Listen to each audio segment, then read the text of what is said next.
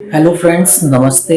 मैं doctor Amit Pandey, divine hair skin and hair transplant clinic Bhopal से आज मैं इस वीडियो में पिंपल के बेसिक ट्रीटमेंट के बारे में बताऊंगा। अक्सर लोगों को टीन एज में थोड़ा बहुत या बहुत ज्यादा पिंपल्स हो ही जाया करता है, तो आज मैं इस वीडियो में पिंपल के मैनेजमेंट और ट्रीटमेंट को बताऊंगा। इसके साथ ही पिंपल्स होने के बाद जो लाल व काले धब्बे पड़ जाते हैं उसके बारे में भी मैं बताऊंगा। वैसे तो mild to moderate pimples over the counter gel, cream और चेहरे की साफ सफाई रखने से ही ठीक हो जाते हैं। 15 से 30 साल की उम्र के बीच हमारे शरीर में हार्मोन्स का मात्रा ज्यादा बढ़ने से हमारे शरीर के ऑयल ग्लैंड्स में ज्यादा मात्रा में तेल बनने लगता है और ये तेल और डेड टिश्यू मिल करके हमारे शरीर और चेहरे के पोर्स को बंद कर देते हैं, जो फूलकर ब्लैक हेड्स और व्हाइट हेड्स के फॉर्म में हमारे शरीर पे आते हैं। जब इसमें बैक्टीरियल इन्फेक्शन हो जाता है तब यह बैक्टीरियल इन्फेक्शन के होने की वजह से हम इसे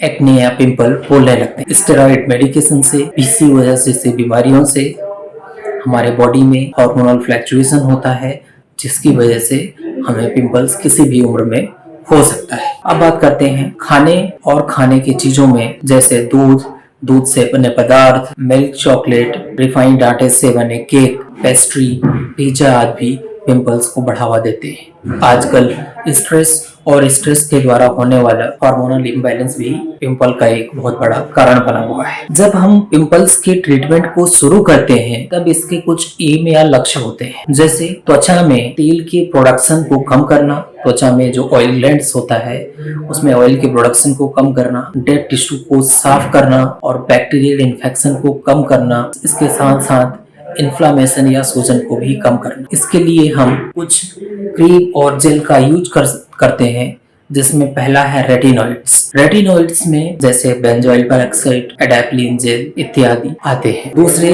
ट्रीटमेंट में एंटीबायोटिक जेल या क्रीम फॉर्म में यूज करते हैं, जिसमें क्लिंडामाइसिन और इरिथ्रोमाइसिन नाम के मेडिसिन होते हैं। इसके साथ ही लाल व काले धब्बे जो हमारे चेहरे पे पड़ जाते हैं उसका भी ट्रीटमेंट मैं इस वीडियो में बताऊंगा। अगर हमारे चेहरे पर एक्ने या पिंपल्स हो रहे हैं, तो स्पेशली अगर हमारे चेहरे पर शुरुआत में व्हाइट हेड्स या ब्लैक हेड्स हो रहे हैं, तब हम इसे डेली रात को हल्का ल्यूकवार्म वाटर से अपने चेहरे को साफ करके रात में ही 0.1% एडाप्लिन जेल या 2.5% बेंजोइल पेरोक्साइड लगाएंगे तो हमारे ये व्हाइट हेड्स और ब्लैक हेड्स ठीक हो जाएंगे। इसको तब तक लगाना है जब तक हमारा चेहरा पूरा साफ नहीं हो जाए। लेकिन अक्सर लोगों में ब्लैक हेड्स, व्हाइट हेड्स और पिंपल तीनों एक साथ होते हैं, तब हमें एक ऐसे कंपोजिशन का यूज करना होता है जिसमें ऑयल प्रोडक्शन कम करने की प्रॉपर्टी भी हो, इसके साथ साथ डेड टिश्यू हटाने की प्रॉपर्टी हो, बैक्टीरियल इन्फेक्शन और सूजन कम करने की भी प्रॉपर्टी। जिसमें से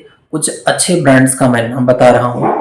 इसमें है ग्लेनमार्क कंपनी का डेरिवा CMS जेल, दूसरा है एंकोर कंपनी का clean red gel, we also can use Mankind Pharma का एक्ने स्टार जेल। अगर इन तीनों बताए गए क्रीम्स में से आपको सूट नहीं करता तो माइक्रोलैब कंपनी का एजेलिक एसिड एजिडर्म 20% क्रीम यूज कर सकते हैं। दोस्तों, इन मेडिसिन में से जो मैंने मेडिसिन बताई है, ये मेडिसिन्स हमें सनलाइट के लिए सेंसिटिव बना देती हैं, इसलिए जब भी हम इस क्रीम को यूज कर रहे हो तब अगर सनलाइट में जाना है तो हमें एक सूटेबल सनस्क्रीन जरूर लगाना चाहिए। अब हम बात करते हैं लाल व काले धब्बों के बारे में। ये लाल व काले धब्बे जिन्हें हम अपने हथेली से चेहरे पर फील करते हैं तो ये स्मूथ ही दिखाई देते हैं।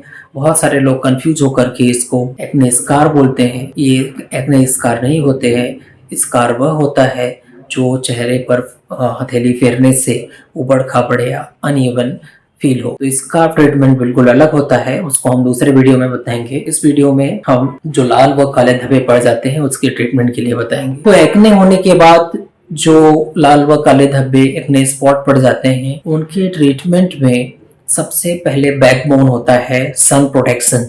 सन प्रोटेक्शन में हम 50 SPF का, जिसमें PA रेटिंग ट्रिपल+ हो, हम वो एक सुटेबल नॉन कोमेटोजेनिक सनस्क्रीन लगा सकते हैं। इसके साथ साथ दूसरा है कि हम विटामिन C सीरम, जो कि एक एंटीऑक्सीडेंट, बहुत ही अच्छा एंटी इंफ्लेमेटरी एजेंट है, यह इसको लगाने से हमारे चेहरे का रंग भी साफ होता है और एक्ने स्पॉट भी जल्दी हील हो जाते हैं।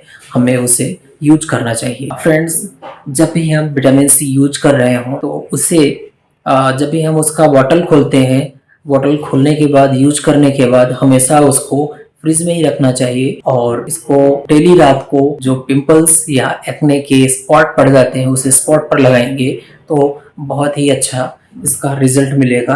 हमारी स्किन बहुत जल्दी हील होगी। इसमें से कुछ अच्छे विटामिन सी सीरम है, जैसे सिप्ला कंपनी का VC5 और VC15 सीरम।